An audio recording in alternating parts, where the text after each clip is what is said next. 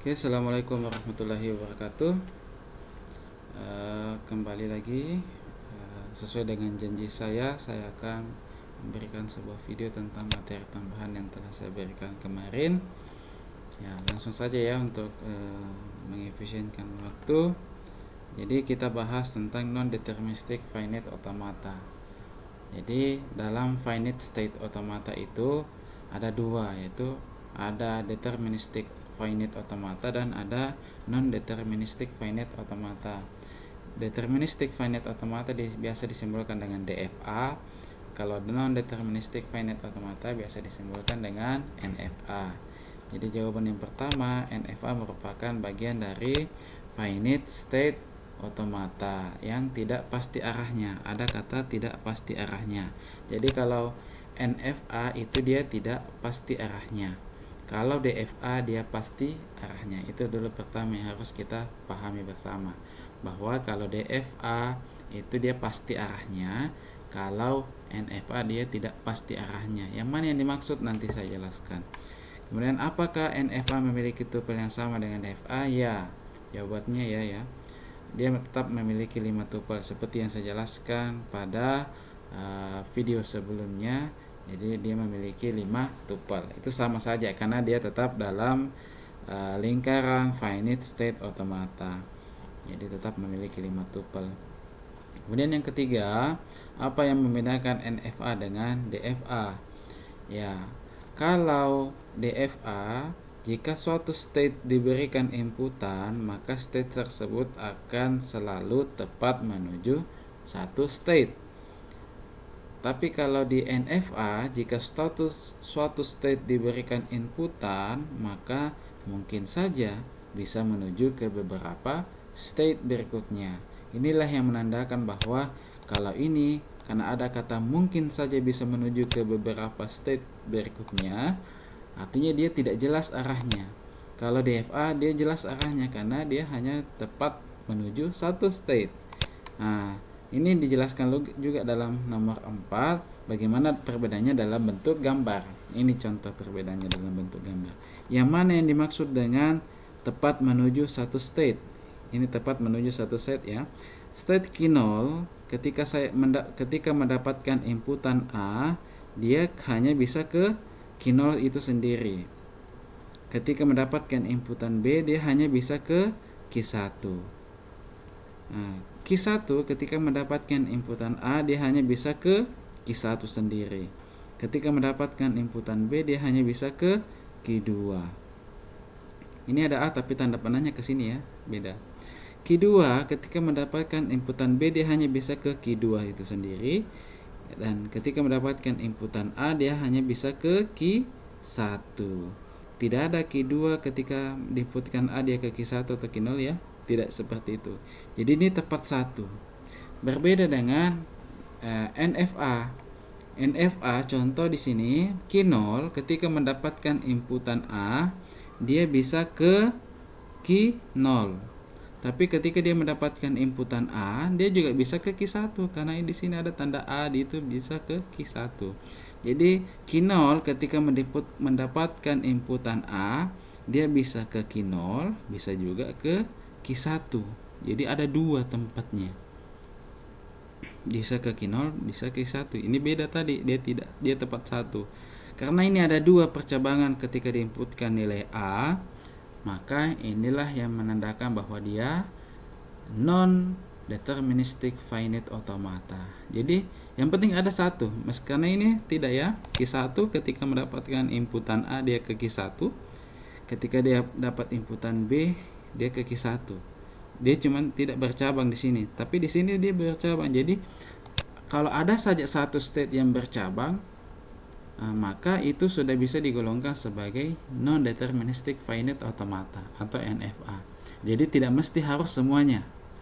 Ya, ada saja satu itu sudah bisa digolongkan sebagai NFA. Contoh yang lain saya sudah berikan di sini. Yang mana kira-kira NFA, yang mana kira-kira DFA? Kita lihat dulu. Contoh ini ketika Q0 mendapatkan inputan A, dia hanya bisa ke Q1, Q1 mendapatkan inputan A, dia hanya bisa ke Q1, dapat inputan B hanya bisa ke Q2, Q0 mendapatkan inputan B hanya bisa ke Q2, Q2 mendapatkan inputan B hanya bisa ke Q2, mendapatkan inputan C hanya bisa ke Q3. Jadi tepat satu, maka ini adalah DFA atau deterministic finite automata.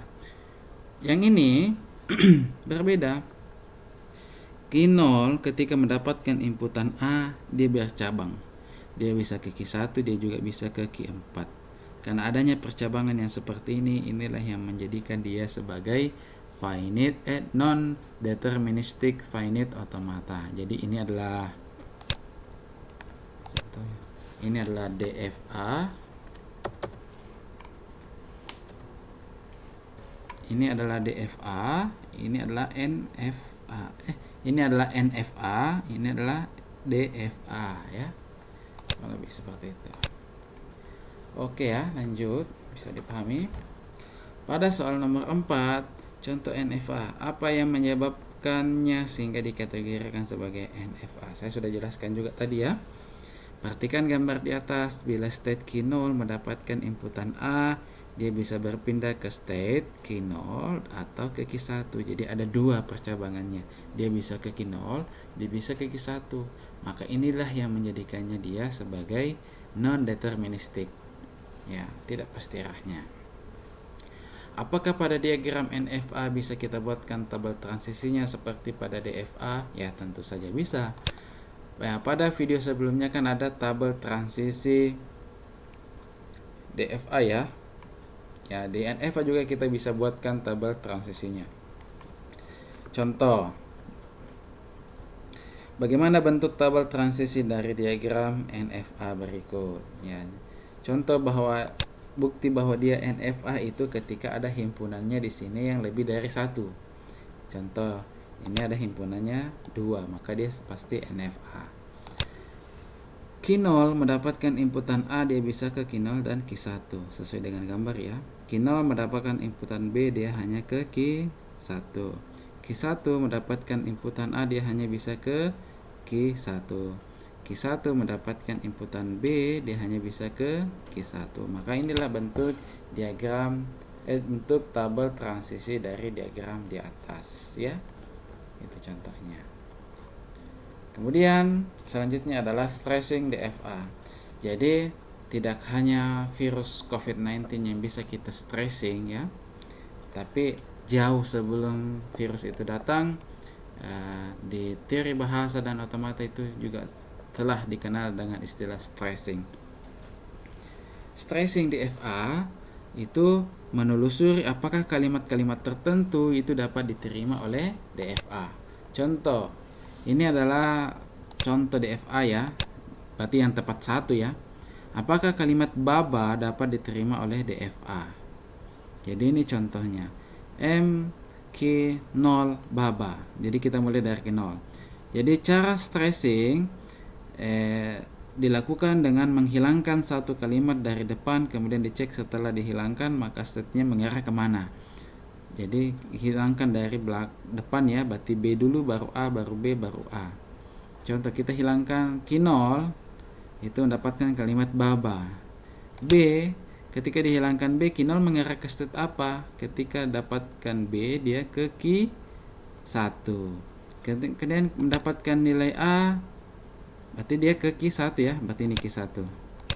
Kemudian dari Q1 mendapatkan inputan A, berarti dia ke Q0, maka dia ke Q0, maka berubah jadi BA, sisa BA ya. Q0 mendapatkan inputan B, maka dia ke Q1 kembali. Jadi sisa Q1, A. Q1, mana Q1? Q1 mendapatkan inputan A, maka kembali ke Q0, maka Q0. Sudah tidak ada lagi yang bisa dihilangkan, maka inilah state terakhirnya. State terakhirnya adalah Q0. State terakhir adalah Q0, di mana Q0 adalah state dengan bentuk lingkaran ganda, maka kalimat baba diterima oleh DFA. Jadi karena dia Q0 ini merupakan lingkaran ganda, maka kalimat BA itu diterima oleh DFA. Sama juga ini yang nomor 3. Jadi prosesnya seperti itu. Cara cepatnya bisa seperti ini. Langsung saja ini ABAP. Q0 dapat A berarti Q0. Kemudian dapat B maka ke Q1. Setelah B dapat A lagi ya, dapat A maka ke Q0. Q0 dapat B berarti ke Q1. Berarti ABAP ini setelahnya adalah Q1. Coba kita lihat. Ya, betul ya, Q1. Karena Q1 merupakan lingkaran ganda, maka dia diterima. Oke ya, jelas ya. Jadi ABAP ini diterima oleh DFA. Kemudian selanjutnya ABA, apakah diterima oleh DFA?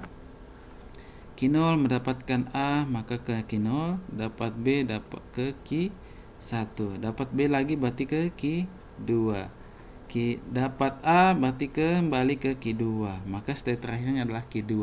Q2 bukan lingkaran ganda, maka Q2, maka kalimat ABA ditolak oleh DFA. Kurang lebih seperti itu. Ini sama ya, nomor 5, silahkan di uji sendiri nanti. Kemudian stressing NFA. Tadi stressing DFA. Stressing NFA ini agak jauh lebih sulit daripada stressingnya DFA.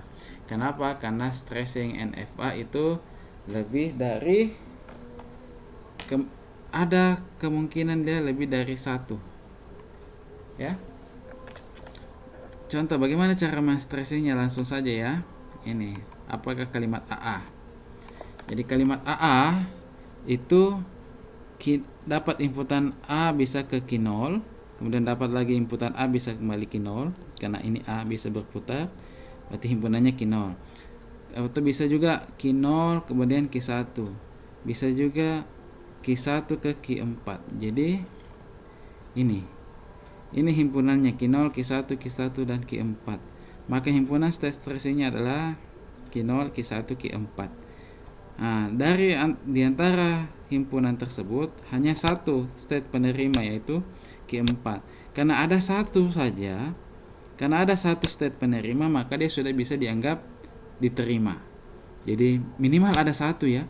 Jadi kalau misalnya himpunannya ada 4, ya minimal ada satu, itu sudah bisa diterima. Tapi kalau keempat-empatnya tuh ini ketiga-tiganya tidak ada state penerima, maka dia tidak bisa diterima, ditolak. Berarti sama dengan ini AB Q0 ke A bisa jadi Q0, kemudian ke B berarti bisa ke Q2, bisa juga Q0 ya, karena di sini juga ada AB, bisa juga Q0 ke Q1 baru ke Q1 kembali. Jadi himpunannya adalah Q0, Q2 dan Q1. Dari ketiga ini tidak ada state penerima, tidak ada lingkaran ganda, yang ada hanya lingkaran tunggal, maka dia ditolak.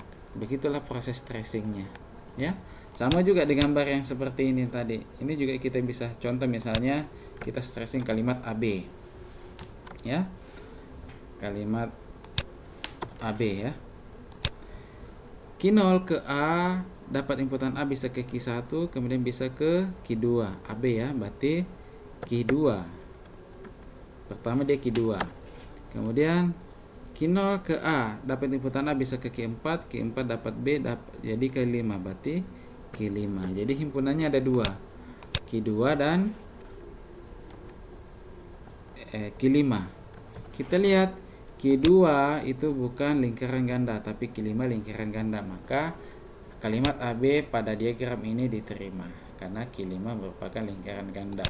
Jika salah satu saja tidak, itu maka tidak diterima. Oke ya, saya kira jelas untuk stressingnya NFA. Silahkan latihan.